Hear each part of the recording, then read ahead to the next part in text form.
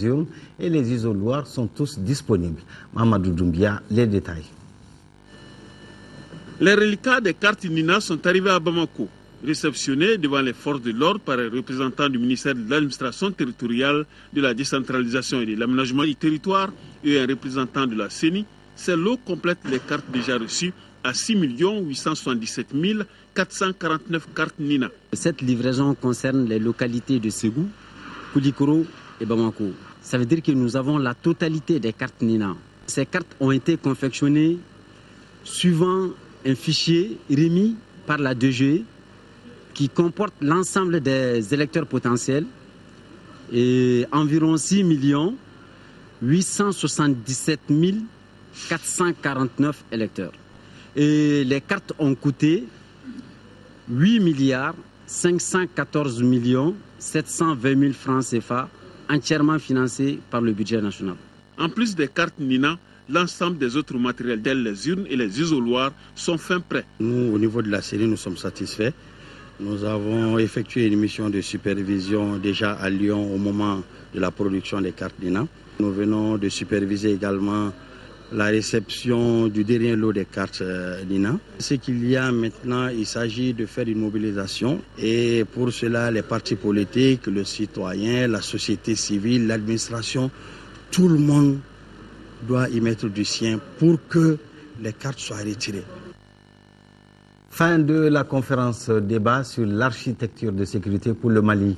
Parmi les recommandations formulées, on note l'élaboration d'une politique de défense et de sécurité au Mali et aussi la réforme du secteur de sécurité. Mohamed Diarra les donne les précisions. 48 heures de débat avec comme résultat une panoplie de suggestions et de recommandations devant servir de piliers pour la reconstruction d'un Mali nouveau.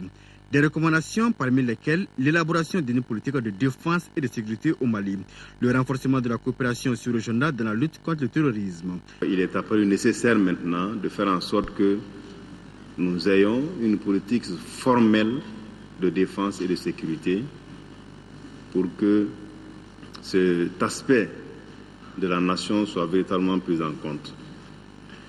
Nous avons fait également le constat de la faiblesse de nos forces, faiblesse en matière de moyens humains, de moyens matériels. 6 communications ont retenu l'attention au cours de cette conférence et désormais la responsabilité de chaque acteur est définie. Les débats ont permis de montrer une charpente. Cette charpente qui va associer les différents éléments qui concourent à la sécurité dans un pays. Quand on voit sécurité, on pense aux forces armées de sécurité. Non. Il faut l'exécutif, il faut le législatif, et dans l'exécutif, il y a l'armée, il faut le législatif, il faut la société civile, il faut les médias. Après 2 jours d'échanges et de débats, les participants sont parvenus à tracer l'architecture de sécurité du Mali. Nous sommes les architectes. Maintenant, il s'agit de savoir les matériaux qui vont y être, l'ingénieur qui va surveiller et celui qui va réceptionner l'édifice et ou le faire fonctionner ultérieurement soit bien au fait des questions. L'architecture de sécurité pour le Mali ainsi tracée sera soumise dans les jours à venir à l'appréciation des décideurs pour validation. Mais déjà, on peut dire qu'un pas important est tout de même franchi. Le mal diagnostiqué, une thérapie de choc devra suivre pour un Mali de paix et de stabilité. Situation politique, sécuritaire et réconciliation des populations était au centre d'une conférence débat organisée par le réseau national de la jeunesse du Mali en partenariat avec la force onusienne MINUSMA déployée au Mali. Un reportage de Adama Koulibaly. Ces jeunes du réseau national de la jeunesse RENAGEM ont tenu à rencontrer les représentants de la mission multidimensionnelle des Nations Unies de soutien au Mali, MINUSMA. C'était sur les raisons du redéploiement de cette force internationale dans notre pays. À ces échanges étaient invités le chargé aux affaires politiques de la MINUSMA, le chargé aux élections et la chargée de la société civile, qui ont été rejoints par le représentant spécial de la MINUSMA au Mali. Pourquoi une force onusienne au Mali? On est ici vraiment pour rien imposer. On est ici pour accompagner les Maliens de trouver une solution après la crise qu'ils ont connue. On va à l'écoute d'une nouvelle génération qui veulent penser dans quelle manière ils veulent vivre dans leur Mali. Au cours de la conférence, les jeunes ont mis l'accent sur la réussite des élections car ils veulent y participer pour le vrai changement. Nous avons retenu aujourd'hui que par rapport aux élections de juillet 2013, des inquiétudes demeurent. Néanmoins, les jeunes sont engagés à ce que ces élections-là soient une réussite. Sur ce point, les représentants de l'aménagement ont rassuré les jeunes sur leur accompagnement, la bonne organisation des élections sur toute l'étendue du territoire. À la sortie de la salle des débats, des jeunes ont réagi. Ce que je reproche aux jeunes, c'est que depuis un certain temps, on voit que la jeunesse se laisse aller. La jeunesse accepte la facilité. L'initiative de la rencontre a été saluée par les représentants de toutes les associations de jeunes ayant pris part aux échanges. Toujours mouvance électorale, le mouvement Sabati 2012 mobilise ses troupes dans la perspective des échéances électorales de juillet prochain. Le mouvement entend donner une consigne de vote dans les jours à venir pour soutenir le candidat qui répond à ces critères. C'est la principale information issue de son assemblée générale tenue à la grande mosquée de Bamako, une assemblée suivie par Nuhu Sissoko. Le mouvement Sabati 2012 veut s'impliquer et peser lourd lors des futures échéances électorales, d'où cette mobilisation des grands jours des musulmans, afin de partager avec eux la vision du mouvement sur la question. Sabati 2012 entend fédérer toutes les composantes de la communauté musulmane pour soutenir un candidat à l'élection présidentielle de juillet. Les Maliens sont décidés pour le changement et ce changement ne peut venir que vraiment à travers la jeunesse. Et aujourd'hui, la jeunesse du Mali est constituée de 95% de musulmans et nous avons compris que Sabati doit jouer sa partition. Donc nous sommes prêts à donner un consigne de vote. Inch'Allah, dans les jours à venir, nous allons proposer un candidat à la communauté musulmane. Sabati 2012 n'apportera pas son soutien à n'importe qui selon son président. Le candidat à soutenir doit avoir certaines qualités. Le Mali est dans une situation où on a besoin d'un homme fort, on a besoin d'un homme honnête, on a besoin d'un homme intègre.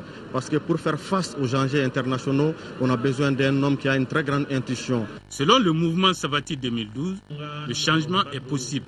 Mais pour y parvenir, il invite ses adeptes à retirer leur carte Nina, la seule pièce qui leur permet de voter. La jeunesse malienne entre autonomie et mobilisation, quel rôle et quelle place pour la jeunesse dans la société? Telle est la réflexion menée par un groupe de jeunes maliens vivant en France. Ils sont étudiants, doctorants, universitaires ou chercheurs dans les universités françaises.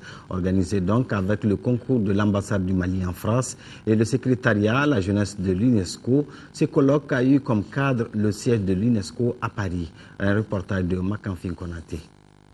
Le Mali se trouve à un tournant générationnel. Le changement de témoin exige une participation active de la jeunesse, non pas en tant que spectateur, mais en tant qu'une entité consciente du rôle et des responsabilités qui seront les siens, estiment les initiateurs du colloque international sur la jeunesse malienne. Ils sont étudiants, doctorants ou chercheurs. Leur mission, forger les acteurs du Mali de demain.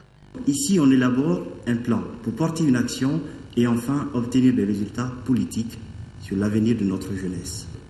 Ce colloque est déjà la preuve que l'action pour le Mali, pour sa jeunesse, se construit si l'on veut bien prendre en main cette construction.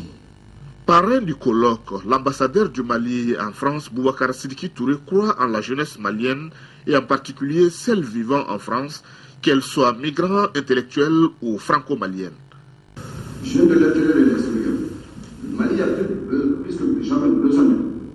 On devait bâtir un monde d'intelligence pour créer une fluidité d'échanges, de projets, de compétences capables de promouvoir le développement du Mali. Ce colloque a réuni des étudiants, des chercheurs et des universitaires de divers horizons. Leur réflexion a porté sur quel rôle pour la jeunesse malienne et quelle place doit-elle occuper dans la société malienne. D'ores et déjà, l'UNESCO se dit très intéressée par les pertinentes conclusions qui seront issues de cette rencontre pour l'élaboration de sa prochaine politique pour la jeunesse. Coup d'envoi à Caille de la campagne Éducation pour tous. Le thème retenu cette année est « Chaque enfant a besoin d'un enseignant qualifié ». Un reportage de Mahamadou Alioubari. Cette cérémonie consacre le lancement des activités de la Semaine mondiale de l'éducation pour tous dans la Cité des Rails. L'objectif de cette semaine est d'informer et de sensibiliser l'opinion publique, les autorités éducatives et les partenaires techniques et financiers sur la problématique liée à l'insuffisance d'enseignants qualifiés dans le système éducatif et son impact sur la qualité des apprentissages. Le manque d'éducation de qualité se fait cruellement sentir dans une grande partie du monde. La campagne mondiale pour l'éducation et l'international de l'éducation estime qu'une des principales raisons de ce manque d'éducation réside dans le manque cruel d'enseignants qualifiés et soutenus. Chaque enfant a besoin d'un enseignant qualifié. C'est le thème d'une conférence débat qui a marqué cette journée. Un thème développé par Mahawagé et Alassane Sissé, tous deux de l'Académie d'enseignement de Caille. Il ressort de leur exposé que la qualité du système éducatif a été toujours au centre des préoccupations des autorités maliennes. Un des axes prioritaires du PRODEC est l'amélioration de la qualité de l'éducation par la formation d'enseignants de qualité. Le gouvernement du Mali s'est engagé dans une réforme globale de son système éducatif, dont la formation des maîtres constitue l'un des axes prioritaires. Le programme éducateur de qualité s'inscrit dans la réalisation des objectifs définis par le pays. Auparavant, le président de la coalition Éducation pour tous, Moussa Diakité, avait remis un grand dossier aux représentants du gouverneur dans lequel il interpelle les autorités administratives, politiques et les syndicats de l'éducation à assurer la formation continue de tous les enseignants et recruter les enseignants qualifiés en nombre suffisant, assurer un plan de carrière, enfin suivre et évaluer les engagements issus de la semaine d'action éducation pour tous. Inauguration samedi dernier à Caille d'une salle informatique dénommée Salle Damien Boiteux. Elle servira à former gratuitement des jeunes diplômés en informatique pour leur permettre d'être plus compétitifs sur le marché de l'emploi. Un reportage de Jafar Aydara. Cette salle informatique qui vient d'être inaugurée est l'œuvre de l'association Mouvement Patriotique Caïtien. L'objectif est de former gratuitement les jeunes diplômés qui n'ont pas eu accès à l'informatique faute de moyens. À beau étudier aujourd'hui sans maîtriser l'informatique, je crois qu'on ne peut pas travailler. L'informatique est devenue un moyen de travail incontournable aujourd'hui dans toutes nos activités. Cette salle informatique formera 24 étudiants par mois, soit 288 jeunes par an. Cela permettra à nos jeunes diplômés d'être compétitifs sur le marché de l'emploi. Le créneau porteur du Mali aujourd'hui, c'est l'éducation. Et l'éducation, plutôt au niveau de la formation pratique. Tout le monde sait aujourd'hui que l'informatique est incontournable. On ne peut plus rien faire sans informatique. Vous avez beau avoir tous les diplômes du monde, si vous ne savez pas manipuler l'outil informatique, il vous manque quelque chose. Cette salle informatique a été baptisée Damien Boiteux pour rendre hommage à ce premier soldat étranger mort pour la libération du Mali. Le Centre national de cinématographie du Mali, CNCM, vient de projeter un film intitulé Mon pays.